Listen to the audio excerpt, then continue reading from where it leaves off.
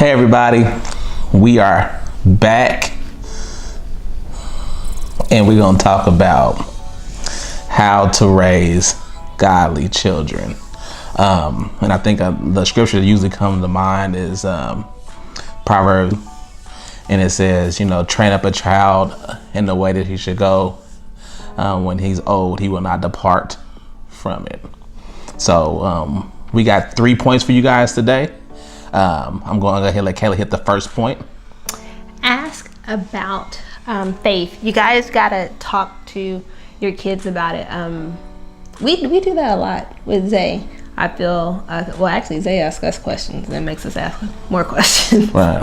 But, you have to prepare them because those questions are going to come. Granted, our son is younger, but, for our preteens and our teens, those questions are going to come, no matter what the environment is. Like, well, why do you believe in God?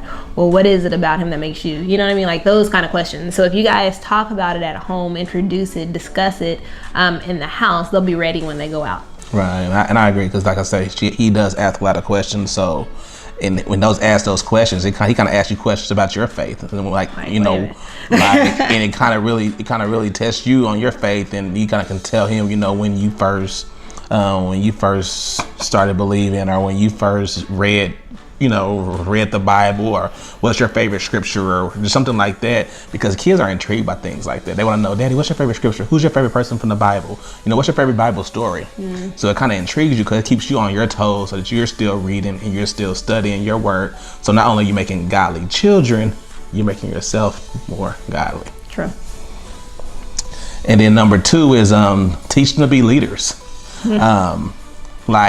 A lot of kids want to follow the older kids, what everybody doing, what the world is doing, whether they talking crazy to their mamas, they running around fighting and all that extra stuff. Man, we teach our son to be the leader. I don't care what everybody else is doing.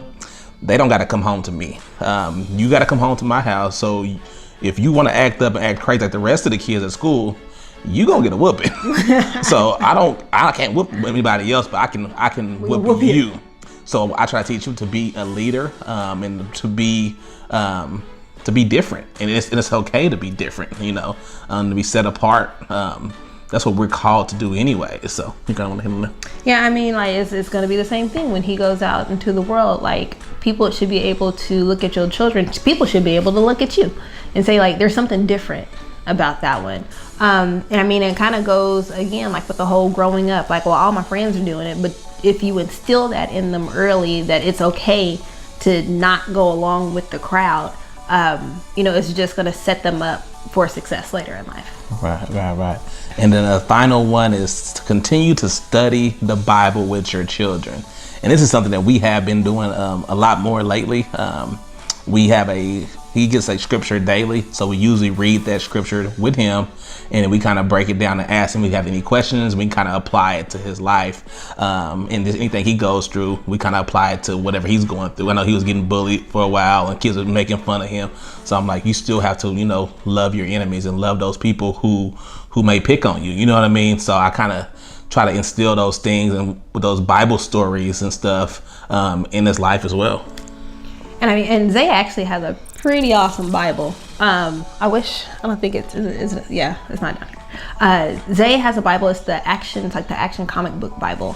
It breaks it down almost like a study Bible. So, and it's on a child's level. So when he does ask those questions that, we know I guess for lack of better words, the church answer to, because we understand that as adults, it's able to break that down for his level. So that's a suggestion while you're doing these Bible studies, make that, a big thing for them. Let them go pick out their Bible because it's going to explain it to them on their level. Now, where we're getting his daily Bible verse, it's an app called Superbook, Superbook, and it's a daily quest. There's games on it. There's trivia on it.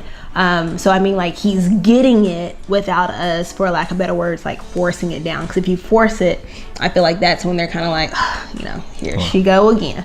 Make it fun, put it on their level. And our Bible studies with him, they're short. Wow. They're, he's getting it at church, he's getting it daily. And as long as we're planting those seeds, somebody else might come over and water it. Somebody else might actually see the harvest from it. But as the parents, you should be the one planting those seeds. I know a lot of people are like, they're gonna get introduced to it anyway, but should it be the parent that introduces it? Right. So that's pretty much all we got. Those are the 3 ways on how you can raise the godly children. The article will be online, www.thestutsons.com, as well as a lot of other content. There's new content posted every week, so be sure to check that out. Also, thank you for everybody who liked, commented, and shared our page here lately. So we made this post because we're adding one to our family for those who didn't see. So we're gonna be really needing you guys' prayers, all of them, to raise these godly children. These 2 little boys. Actually, we don't know. It's gonna be a girl. I don't know. Y'all, tell us what y'all think it's gonna be, boy or girl. Let us know. Let us know. Me and Zay are team boy, and I think we're the only ones in the world that want this. Everybody else is crazy. I need a girl. So. I don't know. I don't feel like it. All right, but that's it, y'all. That's all we got. I love you. All right. Peace out. Yeah.